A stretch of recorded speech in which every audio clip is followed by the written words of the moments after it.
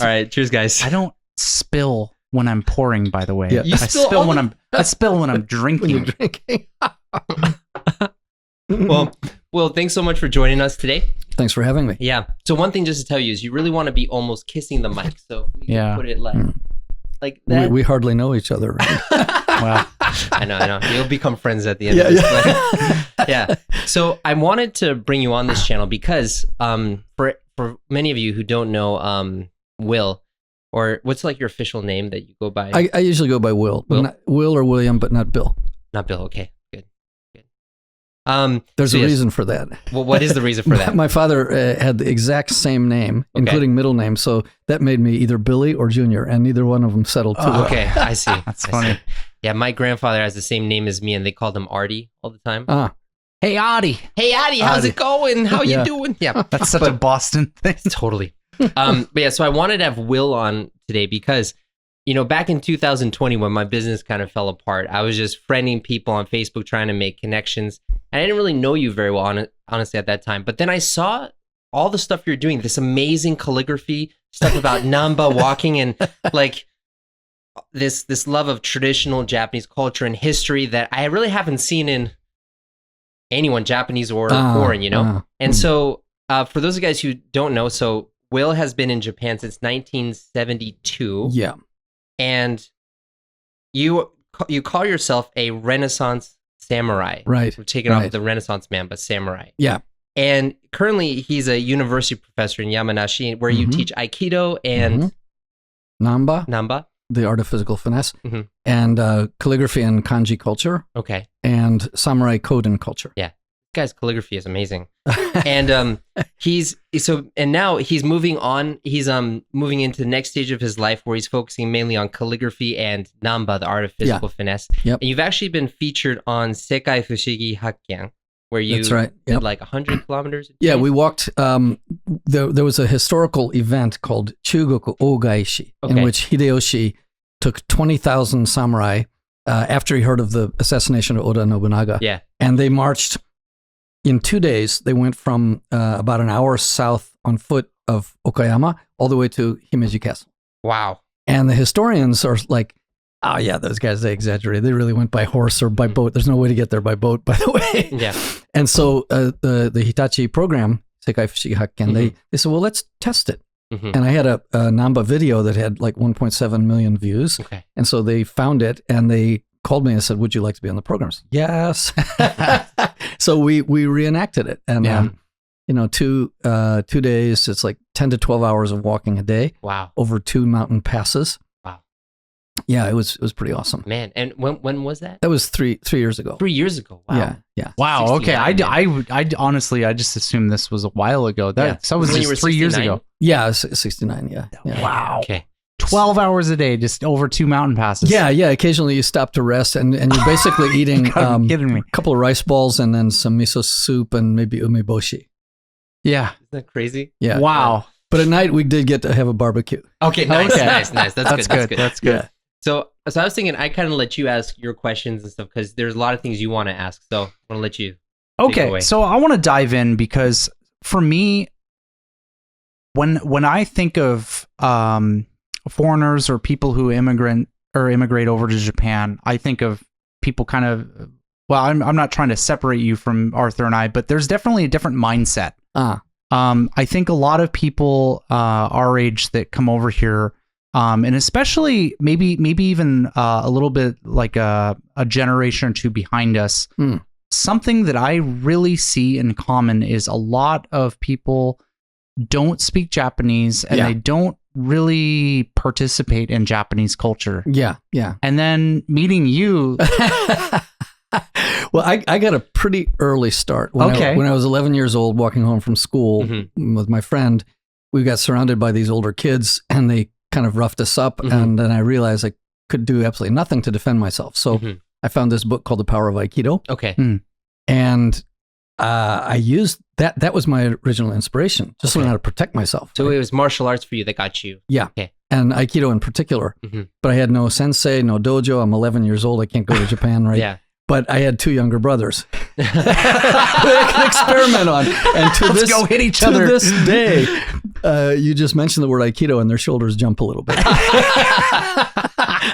traumatized them. Man. But, that's fun. Yeah.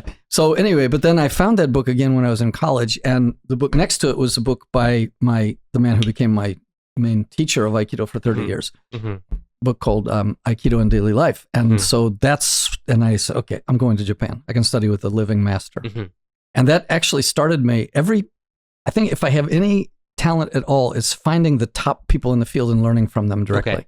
Okay. So I've learned from the top masters in the world in all of the chosen fields that I've done. Okay. And I haven't stopped doing any of them. So there are like 6 of those now. Wow. Keeps me pretty busy. Wow. And so basically, so you were 11 years old, got interested in Aikido, then you kind of stopped for a while, then back in college, you rediscovered it. Yeah. And then you got here. So what was the process of moving to Japan like for you? Because in 1972, how old were you? Well, I turned 20 when I got here, just when I got here. Okay. Yeah. And so, but our school, I went to Earlham College, Richmond, Indiana, and we had an exchange program with Waseda. Okay. So that was all kind of set up, including living with a family, and the whole experience for 1 year anyway was set up. So that wasn't that difficult. But of course, we had like 3 months intensive course in Japanese before coming. The first day's homework was learn all the hiragana by the next day. What? The next day was learn all the katakana by the next day, and then the third one is learn all the kanji by the next day. Memorize the alphabet right now. How do you do that, man? Well, it might have taken 3 days, but we did it. Yeah. Okay. It was that was the expectation, you know. Yeah. And That's nuts. And it was intense. That's all we were doing. So it is possible. But yeah, but that was really fun. But then after 3 months, you know, you get the foundation and grammar, and you can kind of read a few kanji, and you can kind of get a little confidence. Then we arrived at Haneda International Airport because Narita hadn't been built yet. Yeah. And I couldn't understand a word. Everybody's talking so fast, right? Yeah. But a year later, I was pretty fluent. Okay. Yeah. Yeah, I can imagine. So like something that I've been really looking forward to asking you is, especially here in Tokyo, I would say like leading up to the Olympics, there's been a huge push for making English easily available everywhere. Yeah. And you can, it's at a point where, especially in Tokyo, you can survive without speaking any Japanese. Yeah. Yeah. Yeah. What was it like back then? That wasn't the case in those days. In fact, even on the Yamanote line, there were very few signs in Romaji. Okay. Not even Romaji. Kanji and hiragana, you know. Yeah. And I remember sitting on it was the Japan National Railways, the JNR. Yeah, right. And everybody had a seat, nobody standing. And I was reading a book, and I looked up to see what the next station was. Everybody in the train going down 3 cars had been staring at me. That's how unusual it was. Who is this guy? Nobody looks at me now. You know, it's like, foreigners are so common. Wow. Yeah. Okay. Yeah, because my dad came to Japan in the 80s, and he wanted to go to Ryogoku to see the sumo. And he got to Ryogoku Station, but there was nothing in English. He didn't know where to go. Yeah. So what I'm we'll probably get into this more in detail later, but what I'm more interested in hearing from you is how you feel Japan has changed over the years. Because you've been here for like 50 well, years I stayed a year, and then I went back, and I came back 10 years later. So you came back 10 years later. Total of 40 years, but I've been doing Aikido and calligraphy and speaking Japanese for 52 years. Because you went from, you were in like the peak of the Showa, and then you're going through Heisei, which is when I was born. Yeah. That's when you grew up.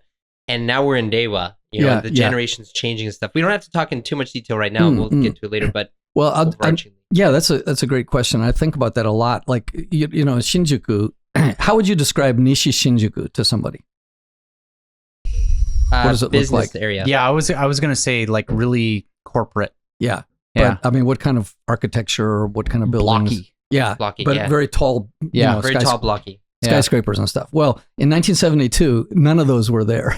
Okay. What was it like back then? It was pretty flat. In fact, they weren't really rice fields. They were more like rice strips. They were growing rice. You're kidding me. I'm not kidding. In Shinjuku? In Nishi Shinjuku, yep. Yeah. And the only part that hasn't changed is like Kabukicho and Tatakana Baba. Okay. Because I think they don't have any money. So it's just the same.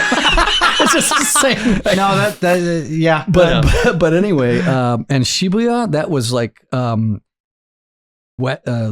South Gotanda. I mean, it was real dusty, and there was like really ramen shops and shoe stores and stuff. There was no neon. The tallest building in Shibuya was 7 stories. In fact, recently I took a cab in Kofu where I live. Yeah.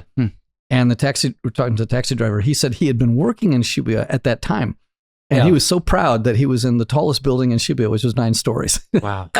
That's just like, you can't even find a 9-story building. No. Yeah. So that has changed just so much. Man. But it isn't just the architecture. Like students, I remember students at Waseda, in the summer, they would be wearing geta. Yeah, really? So you'd hear this, what do they call it? Karakoro, karakoro. Like the clap, sound clap, of, clap, clap. yeah, the clogs, wooden clogs on the, it was really nice. But now you'd never hear that sound. So the sounds were very different. Yeah. In fact, they had sound trucks, the Chirigami Kokan and the tofu seller come around with that little whistle. Yeah. All that stuff's gone. Yeah. I remember back back in 2013, I lived in Nakano, so near Taganobaba, and I remember I was an exchange student here, living on my own, being very proud of my independence. And on the weekend, I was sleeping, and then I hear, Takeo, Saonake. Yeah. What? I don't even know what I know what take means, but I don't know what sao means because I just got here. I'm like, what? Is there like a cult coming by or something? Like, exactly. What's going on? It sounds like that, right? Yeah. Well, that reminds me. I once heard the yakiimo. Yakimo, yeah. Oh, yeah. And it's a kind of a long, sad sounding sound. And yakimo, yakimo, oimo. And I thought it was a Buddhist priest chanting. It sounds like a funeral procession. Yeah. And then you realize it's speaking about sweet potatoes. Yeah. Right? No, it's funny you mentioned that because where I live, we still have yakimo come through our neighborhoods and every day. So usually in Shonan? In Shonan, cool. Yep. Nice. Yeah, so usually they come right as I'm riding my bike home from the station when I'm getting off work. So tempting to stop. Yeah. Oh, I pick it up. I love sweet potatoes. Yeah, so they're really super good. Yeah. But then I was thinking back, the students when they'd be having a conversation and they would use a kanji that, like for example, the kanji kyo. There's 5 pages in the dictionary that are pronounced kyo. Yeah, right. And if it's like kyoiku or something like that, it's a pretty common word, they would know it. But sometimes it would be an uncommon compound. Yeah. And say, well, which kyo do you mean? And they would literally like carve it out in the air with their fingers. Yeah. And then sometimes on their hand. But and you don't know if they're making a stroke or transitioning to the next stroke. Yeah. And they could read it, and it was backwards. Yeah. Oh, yeah, it's this one. Yeah. I remember even nowadays, people would be like, oh yeah, it's like this one. Like, I can't. Yeah. Or it's like this one, and I couldn't get it, It's, but that was normal. Yeah. Right. And now people can't do that. Yeah. Yeah. I heard that I've spoken with my local like Japanese teacher at my school, and they've told me that especially high school students now have a really hard time learning kanji.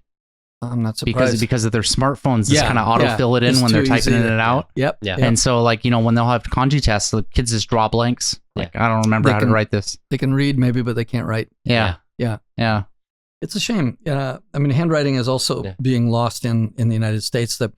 Despite the fact that there's been a lot of evidence that the brain is stimulated much more by handwriting, even in English, than by typing. Yeah, I remember in college, I started to at the beginning, I started typewriting on my notes on my computer, and then I realized I'm not going to remember anything. So I actually started handwriting that. Yeah, you have to process it.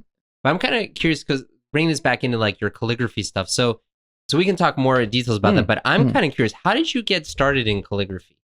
Okay, good question. Well, Aikido was my main motivation, right? But I also wanted to do some other cultural things. And the host mother, I was staying with a Japanese family, and she introduced me to a calligraphy teacher in the neighborhood. That's actually how I got my start. Okay. And, I was studying Japanese, and so I thought, well, how cool to make an art of it, right? So that was actually how I got started. Okay. But what was it about it that got you to not just get proficient in it, but now that's a big part of your life? What was the transition for that? Well, just over time, I guess when I first started, I thought it would be really nice to get a shodan or something like that. And now I've got a 10th dan, and I've, I just, just been, and I exhibit regularly in Ginza, and, so it was just, I guess it was just gradual, and you have the opportunities to have written a couple of books on it. And what are the name of those books? The first one is called Shodo, the Art of Coordinating Mind, Body, and Brush. Okay. And the second one is called Song of the Brush, Dance of the Ink. Okay. But those, it was mainly to sort of fuel up my own study, right? And sort of, I don't know, consolidate what I'd been learning and then pass it on. Okay. And now I teach students from over 40 countries. Wow.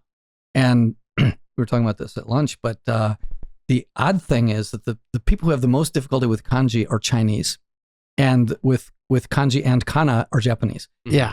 And what I mean difficulties, they can read it, but they can't paint it well because they don't look at the teihon. You know, they just say, "Oh, I can write that." Yeah, but it doesn't look anything like this.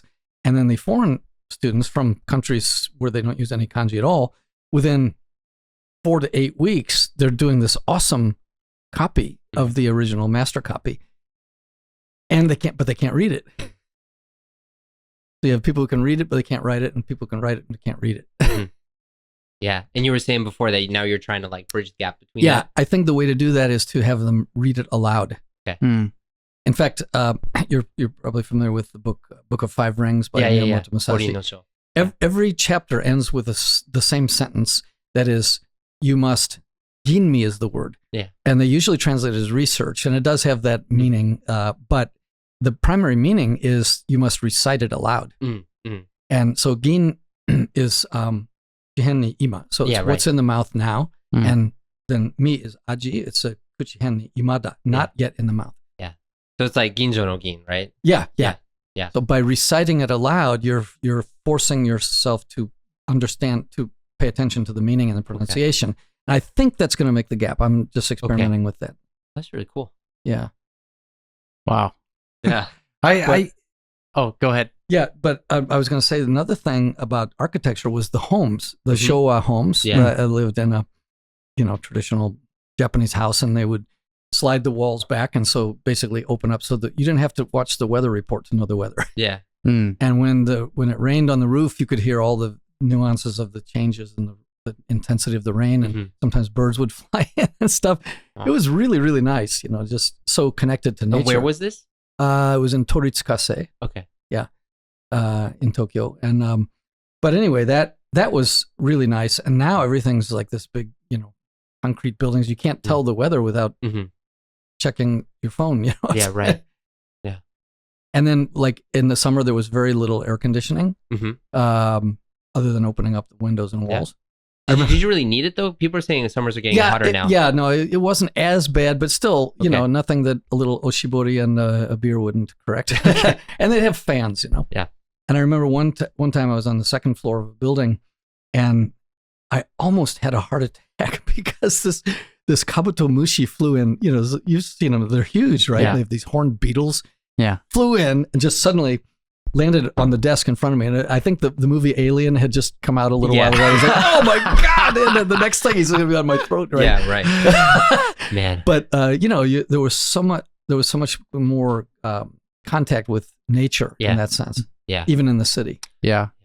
What were you going to ask me?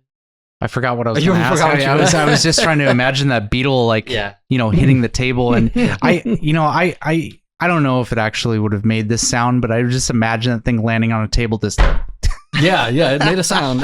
Yeah. It got my attention.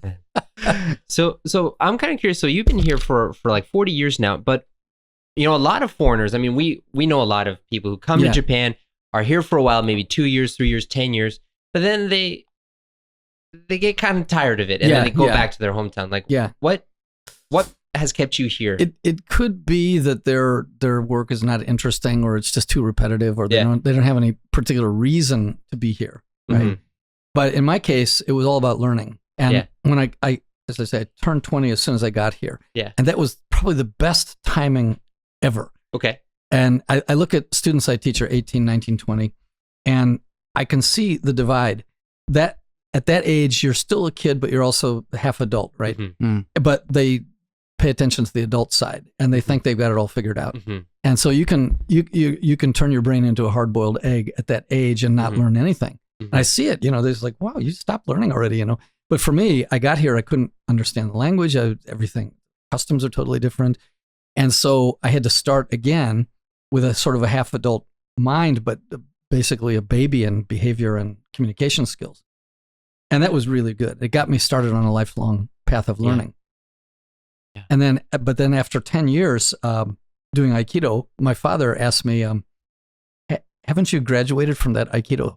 Oh, yet? Really? And I kind of had to laugh. I thought I'm going to tell him a little bit of wisdom. He says, well, anything that has a do, michi, there's no graduation. And I thought, ooh, this is profound. And he says, he hesitates a moment. He goes, are you sure you're not being taken advantage of? If he could see me now, 52 years later, still paying the dues and still going. Yeah. Oh, wow. So yeah, so for me, this it's a path. I can't say it doesn't have a destination. There are milestones, but it's just endless. And the other thing that's attracted me is doing other arts and seeing the crossover. Mm-hmm. There's a great proverb that says, "Ichige ni hideru mono wa subete ni tsujiru." And ichige means one art. Mm-hmm. Ni hideru means to excel at. When you excel at one art, it connects to all the others. Yeah. So that's what I thought when I started doing calligraphy more seriously after doing Aikido, that I can just transfer what I've learned. Yeah. Well, yes and no. You got to get to about Shodan level before it starts to transfer. So it's okay. Can you play the piano? Can you speak Spanish? No. Yeah. You got to get the fundamentals.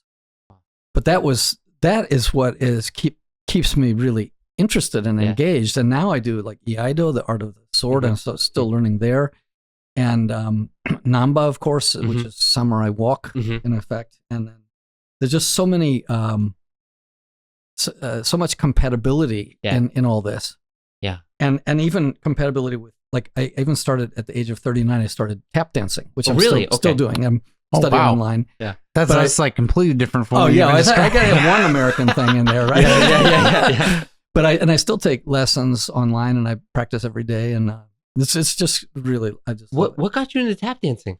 Well, I wanted to do something American. I was a big fan of jazz. In fact, to me, Shodo is visual jazz. Okay. And I thought, well, I don't really play an instrument, but what can I do with jazz and I found a book. I usually start with finding a book and then I go and meet the author of the book and start learning from them. Okay.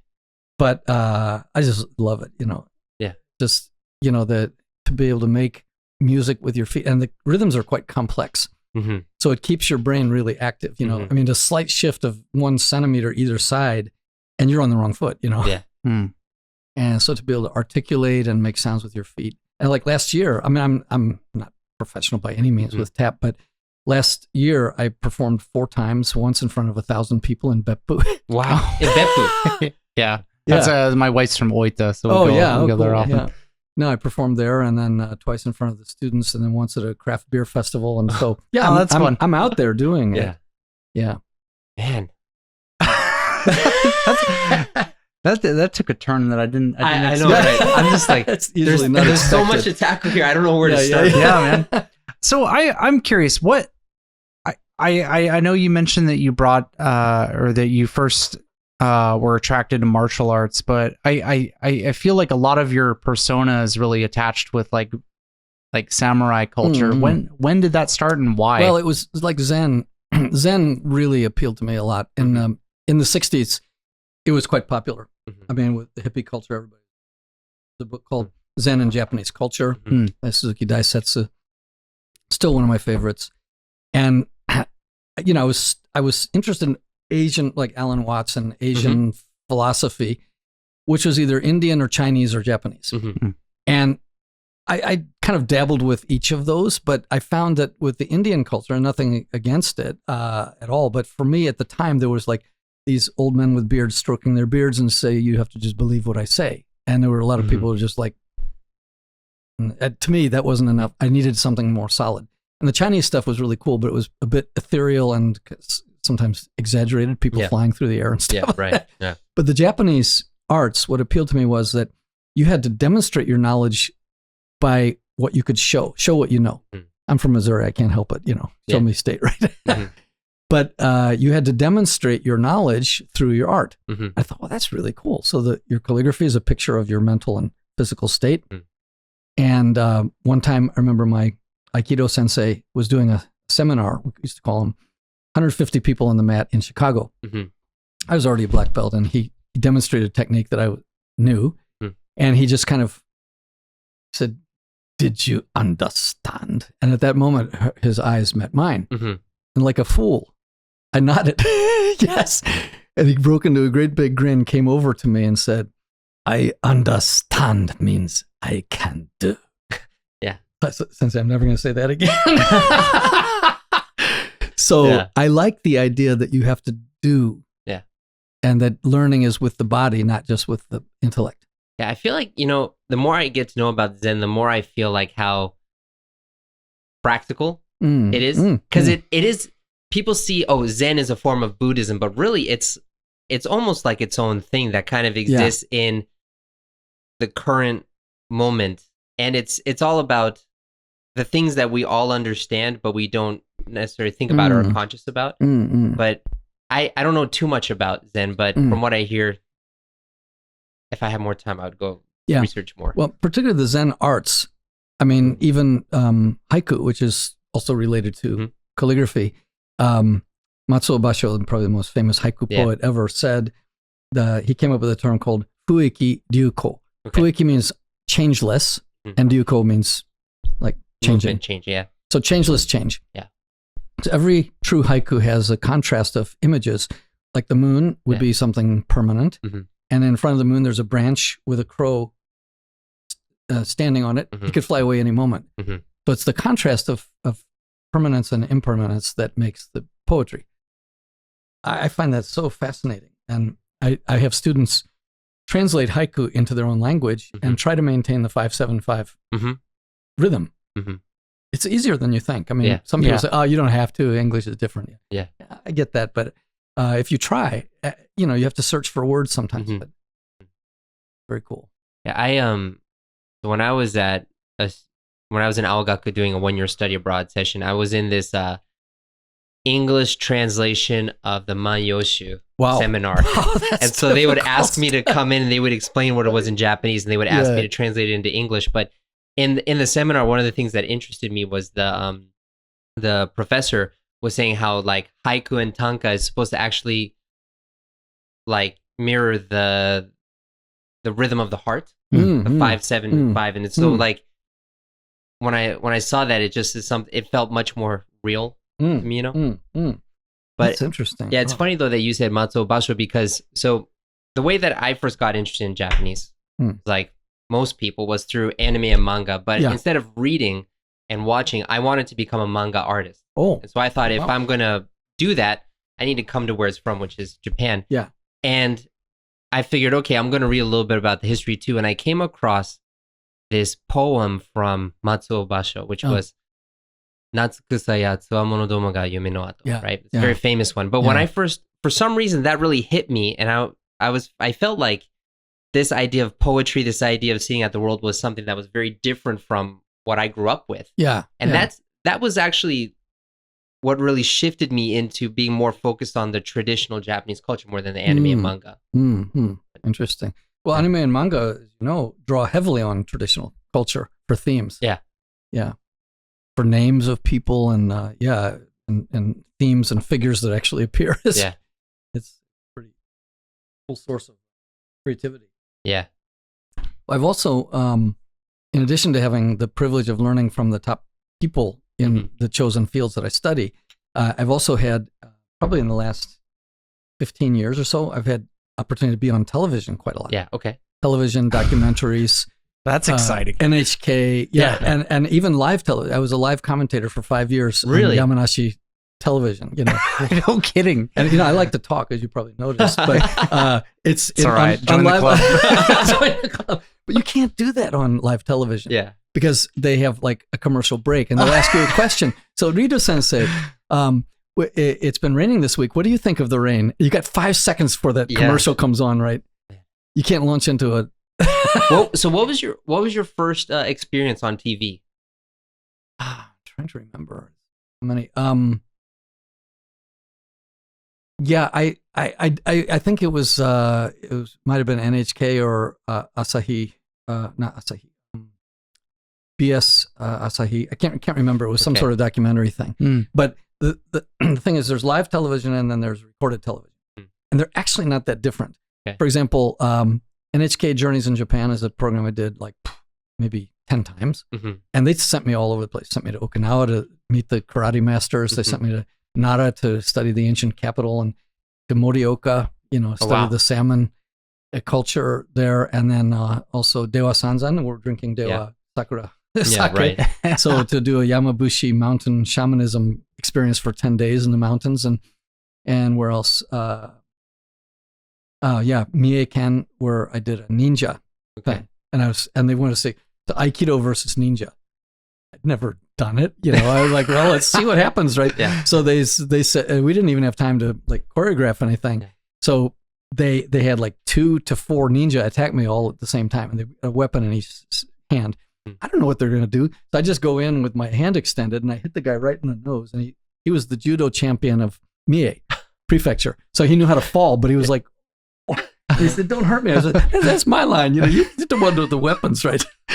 And then the next thing you know, they've got shuriken, and they had showed me this revolving door, so I spin through the door, and suddenly you could hear on the other side these shuriken hitting. And then I went out in the garden, and next thing you know, they're down from the roof, they're out from the bushes and surrounding me, and I'm able to throw them, even though they've got weapons in both hands. And then this big fire and smoke, and they all go into the ninja house, and like a fool, I followed them. It was a trap. And everything's going fine, and this is pretty cool, And then suddenly this Kunoichi, the female ninja, she comes out. She's got the sexy eyes and the mask, and she's kind of beckoning me. So with caution, I approached, and suddenly fire from her palm right in my face. Ooh, I could feel the heat. So I tripped back, and they had this cord of rope. Tripped me, and then next thing, there's like 5 ninja just surrounding me with weapons all over my face and everything. It's like, oh, okay. It was really, really interesting. Wow. Fun. God, that feels like right out of a movie. Yeah, it did feel like out of a movie. I'll send you the link. You can still see it online. But that would be fun to watch. Yeah. So I did things like that, and then usually you're not really an actor; you're a commentator, right? So you have to make some comments, but the time schedule is really tight. For a 30-minute program, you're there for 5 days, but you don't have time to do a retake. So you got to really make and you can't say, "Oh, that was interesting." That doesn't work. You got to say something intelligent. So you're always thinking, right? And then they had me do a comment, and I knew that my sister, who lives in Michigan, would be watching, and her 11-year-old son at the time. So I just thought, I'm talking to my sister, because they said, "Look at the camera. The camera's huge. It's bigger than your head, right?" So you can see reflection. You can see the lens, and that's not interesting. So I said, okay, I'm talking to my sister. And then at the end of it, I asked them, so how many people watch this? Because it's broadcast by satellite. And they said 100 million. So from that moment on, I just tell I got 100 million sisters, and they're all out there, it's like one big family, right? But my nephew, he was really upset when he saw this program. He said, "I can't believe there was 4 of those ninjas, only one Uncle Will." Yeah, that does feel a little bit slanted, but man. So what was surprising for you being on TV compared to what you thought it would be like? Well, again, there's live, and then there's the live. The thing that was hardest was that you have to be really compact. And also you have to be careful what you say. For example, they asked me about rain. I said, well, to me, there's no such thing as bad weather. I enjoy the rain as much as anything else. And they kind of had this like bitter smile. And then during the commercial breaks, please be careful about what you say, because there are people who struggle with crops, the peaches and stuff from rain. So you should please add something about that. I never thought about that, right?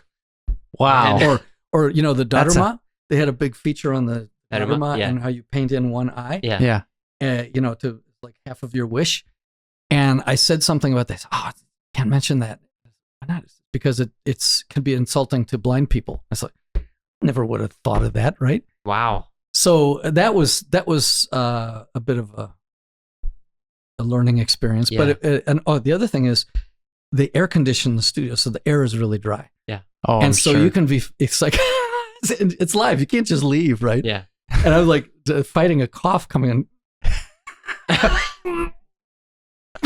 So finally, I've managed to figure out how to use these Ryukaku cough drops and just pop them in when the camera's not on me.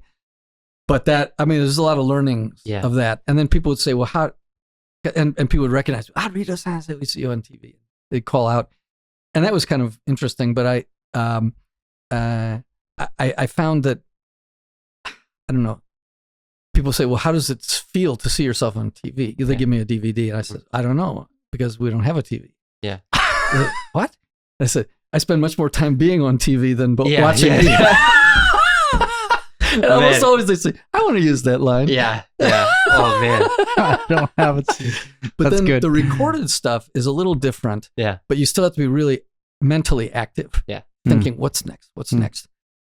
One time we had that was a director, and we used to have friendly arguments. We're in good terms, but he'd be challenging me. He says, we were in Okinawa, and he says, so what are you thinking about, like, for the next scene? Because he wanted to make sure I was on top of it. And he was like puffing away his cigarette and just like, so I says, I was just thinking about how you're shortening your life by smoking and getting upset. He goes, Kono yaro. And then we had another scene in Morioka where the tea ceremony teacher was going to do his tea ceremony. She was good at that. Yeah. But they have this, you know what Namba Teki is? It's kind of a cast iron, little bumps on it. It's cast iron thing. It's called Namba Teki, which they specialize in. Yeah. And she was using the Namba Teki pot, and he wanted her to make a comment on it. Yeah. So she goes through it's quite slow, and we didn't have that many hours. We needed to get back and film the salmon before the sun went down. And so she gets through the whole thing and doesn't say anything about Namba Teki. Got to do it again. So then we did it again, and she's kind of casually mentioned something. How was that? You can't use that. She just it's all in the same breath, right? Yeah. You can't cut that. So we did it again, and she also forgot. So we get back to the van. Oh my God! And he's puffing on his cigarette, and he goes, "Sashiburi ni satsue o oboita." It's been a while since I felt like killing somebody. So the backstories of those are really fun. Yeah, man. Yeah, well, there's a lot that goes on behind the scenes that a lot of people don't realize. But Austin, is there anything that you want to ask? I feel like a lot of these situations, I've never been on live television here. My only experience with NHK is they have the show where they just approach random foreigners and ask them why they're here in Japan. And so I have a tradition with my friends as we go out to Yoyogi Park during the summer and just get hammered. That's what we do. Nice tradition. It's a nice barbecue, but it's mostly just drinking in the sun. Yeah. And so one of my really good friends is Scottish. You met him during my wedding, Tom, and he's very, very Scottish. Like very Scottish. Whiskey. as in you can't really understand him most of the time when he talks.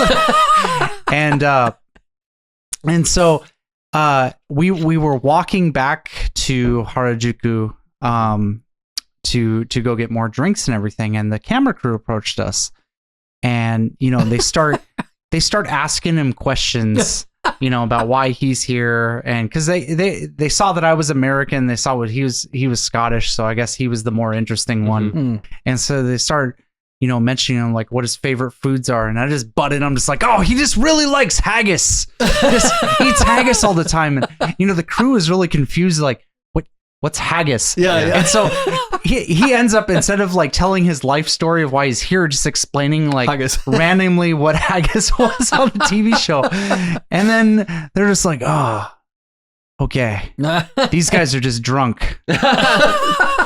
All right, thank you. And then they just walk off. And I don't think we made it onto the show. Yeah. I don't know why. Yeah. I don't know why. Yeah. I've had only a couple experiences kind of interviewed like what he did. But one time I was interviewed, I think it was like TBS or something. It was like Sunday morning or whatever channel that is on. And because I went to a coffee shop called Glitch Coffee in Higashiginza, which is actually very popular abroad. It's probably the most famous Japanese coffee brand in the world. Really? And it's also very expensive. But so I went there with one of my coffee friends, and they just come in and they start interviewing us. And like, so how'd you know about this shop? And they were asking me, and then they found out I spoke Japanese. Like, oh, this is great. He speaks Japanese. Let's talk to him. So how do you think coffee culture, なんか、アメリカのコーヒーの文化と日本の文化がどういう違うと思いますか? And I'm just asking. It's like, なんか日本のコーヒー文化の特徴は何でしょうかとか. And so I asked them, I answer.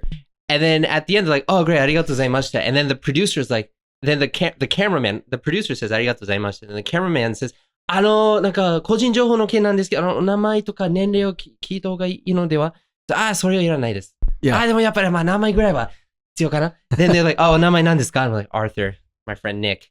They didn't ask our ages or anything like that. And then, so then a lot of my fans saw me on Sunday morning. They're like, I think I saw someone like you, but the name was wrong. And they said you were 43 years old. So I'm 32. I'm like, oh, wow, そんな適当なんだと思って。I mean, it depends on the level, I guess. You just have the Oji-san look. I have the Oji-san look, that's for sure. Man, that's hilarious. But to kind of reel this in, so you talked a little bit about how Japan is different, but I'm very interested in how you feel like the culture has changed. Because you came through the whole like Baburu, right? And then Heisei and now Reiwa. Like, how do you feel like people are changing? Well, I think for that, I would like to focus on how the language is changing. Okay. Because we got a little bit more. Yeah, just a little bit. The last part. The use of onomatopoeic words has drastically declined. Yeah.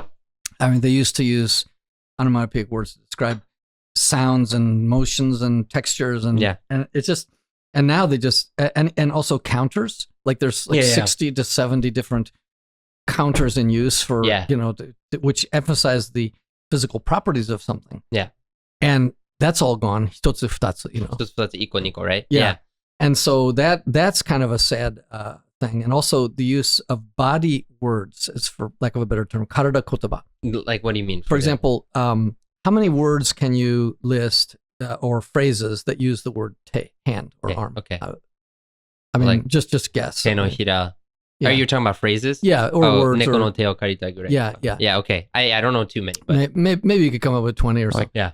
I looked tera in that, or is that a different te? Oh, no. Te, so the word, like basically a phrase that uses the word te. Hand. So I said like te no hira, which is like your palm. Kanji compound, like ote or something like that. Well, Otekigo, I looked in electronic Japanese dictionary, and you get 20 on the screen, and you scroll down 20 more. I got past 1,000. Really? And they were all commonly used words saying te. And the same thing with me and mimi and all of these. They used to use, and they're still in use, but I think Japanese were very body conscious. They think with their body, and they think with their senses and their feeling. And that's fading a lot. Now it's more like, can you download this? And, you know, it's all IT related stuff. So to me, that's kind of a sad thing that's kind of fading. Yeah. I guess people, I think Japanese used to be more emotional, and now they're really more about like justifying, like you get these what they call claimers, you know, somebody who's not satisfied with a product oh man, they just go all their rights and all this stuff. I think that's a really negative. Oh yeah. Change. Like a lot more like people who complain and stuff. Yeah. But that's kind of interesting that you say Japanese people used to be more emotional, because I feel like a lot of people have the image of, you know, Japanese people are very in control of their emotions. You have honne and tatemae, you kind of hold yourself in. So what makes you say emotional? Well, I think they don't express their emotions like Americans do on the outside, but inside is very intense. Okay. Yeah. Or like even in the no theater, you have the mask, slight change of angle will express difference between joy and tears. Really? Yeah. And it's meant to reflect the light, so you can express infinite range of emotions, even though the no mask is always the same. Yeah, I always thought that the masks were kind of like bland or like not special, but depending on the angle, it changes. Yeah, and because they are, if you will, bland or non, they're not committed to a particular expression. Yeah, they can express infinite number of expressions. Wow, with light and shadow. And you know, I just checked the time, and we're about 5 minutes out from when you have to leave. Oh, okay. Yeah. Oh man, this time went by so quickly, right? Yeah. Yeah. I feel like we need to have another discussion, but for now, I want to get into kind of the activities that you're doing now, because you said you're doing two kind of activities online? I've got the membership? 2 memberships. Yeah. One is Namba, the art of physical finesse, and the Okay. other one's on Song of the Brushes, calligraphy. Yeah. And I've added a new element to the Namba. Okay. And that is something called wagi. Mhm. Now, I just got certified as a shihan in this thing called wagi, which is based on kyogen. Okay. You may be familiar with no yeah. drama. Well, no is like the tragedy Mhm. version. So you have these spirits of the dead and vengeful spirits coming back and stuff like that. But kyogen is the comedy version, Yeah. which focuses on human foibles and things that happen in this life. And my kyogen sensei, his Mhm. father and his grandfather are both living national treasures. Okay. Are you allowed to say their names here? Yeah, Shigeyama Sensaburo is his name, Okay. and I don't remember the name of his father and grandfather. But Mhm. anyway, Shigeyama Sensaburo, and he created this thing called wagi. Now, wagi is basically a kyogen-based health method. Mhm. So we work on how to find your center, Mhm. your jiku, your central axis, because a lot of people don't have a central axis. They're always being batted about, and they don't have any kind of firm Mhm. center. Mhm. And then also the center in the lower abdomen, the tanden, which we developed through breathing, Mhm. and then the voice extension, and then the walking, the suriyashi, where the Mhm. feet kind of glide. You probably watched Shogun, right? Mhm. Mariko's, the way she walks, that's suriyashi. Okay. It's so cool, just kind of gliding along Yeah. the floor. And then the kyogen laugh. Mhm. And so if your mic can handle it, I'd just like to demonstrate the Wait. voice. Oh, then you can The maybe extension. lean back a little bit. Then Yeah, lean that back should a be little good. bit. Yeah. Yeah. So what you do is you start with the low voice and you accelerate, not the tone, but the volume. And then I'll end with the kyogen laugh. Okay. Okay. This is something they do on the stage. This is Okay. after getting your center. And they start by exhaling completely to the point where you undergo what they call an oxygen fast. Okay. Oxygen. So your cells are like desperate for oxygen. Then you breathe in and it's, whoop, your whole body actually can work up a light sweat because Okay. you got oxygen going all over your body. Mhm. But then you demonstrate that by accelerating. So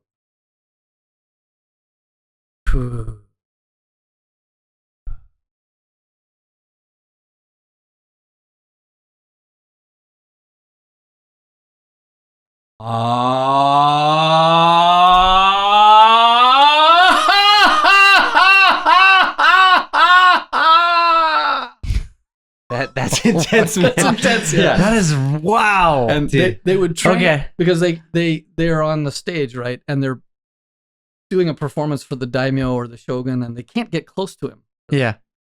Yeah. Status But you should of get close to the mic right now. So we Yeah, can- okay. Yeah, yeah. So they can't get. I can get close to the mic, but they can't get close to him because they were worried about assassinations and stuff. So Yeah. they would have to project their voice sometimes 30 meters, Wow. and so they use the board, the reflection board on the back, which has the pine tree Yeah. painted on it to reflect the sound, and they learn how to project their voice so it could be heard at a distance. Yeah. No mics or anything, and it's really cool because it actually turns out to be really good for health. Yeah. And just maybe close with this comment, but Japanese have a long lifespan. Yeah. People know about that. But the thing is, they don't have a long, healthy lifespan. So for men, I think it's 72. For women, maybe 75. Mhm. Up to that point, and this is kind of personal because I turned 72 in July. But their health starts to deteriorate. They're either in a wheelchair or they're bedridden in extreme cases, or they have to have oxygen supply, Mhm. or they're on medicine, and they live another 7 to 12 years without having health, and Mhm. enormous expense and Mhm. burden on the families. So what my teacher wanted to do was take the essence of kyogen Mhm. and create this thing called wagi as a Mhm. health method to put more life, more years in your life, Mhm. and more life in your years. Yeah. And this is all in like a membership website called.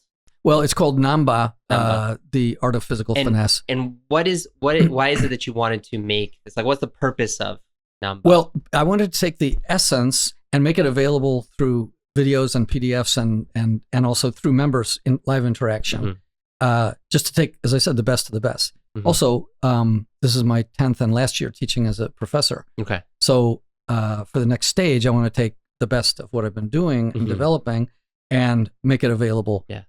Without make it accessible Yeah. without any barriers of language or geography or time or gender. Yeah, well, yeah. So, please afterwards, please give us the links for that because we'll definitely put that in this video. Thank you. But Austin, do you have any final remarks or no? I think questions? I think we've come to a natural. Yeah. Man, I'm still reeling from that. I know, right? Because you were in the center of it. I was kind of on the side of that, man. Yeah, I took the brunt of it. Yeah, it stimulates the immune system. Yeah, I mean, there's a lot of humor is really good for health. Yeah, a good humor and also laughter. Wow. Well, Will, I got to say it's been great having you on this show, and I would love to do a lot of fun. Maybe we could go to Yamanashi next time. Love that would be cool. Yeah. You know, Arthur and I have been talking about traveling as kind of like one of the next steps in our show, and I think this will be a really fun experience. Well, you're welcome anytime. I'll introduce you to some nice Yamanashi wine. We've got 88 Oh, there we go. Yeah, I love wine. Yeah, so in the episode where we go to Yamanashi, we'll be drinking wine. Yes. Wonderful. Thanks so much, Will, and I'm sure we'll see you again. My pleasure. Thank you so much. Yeah, thank you.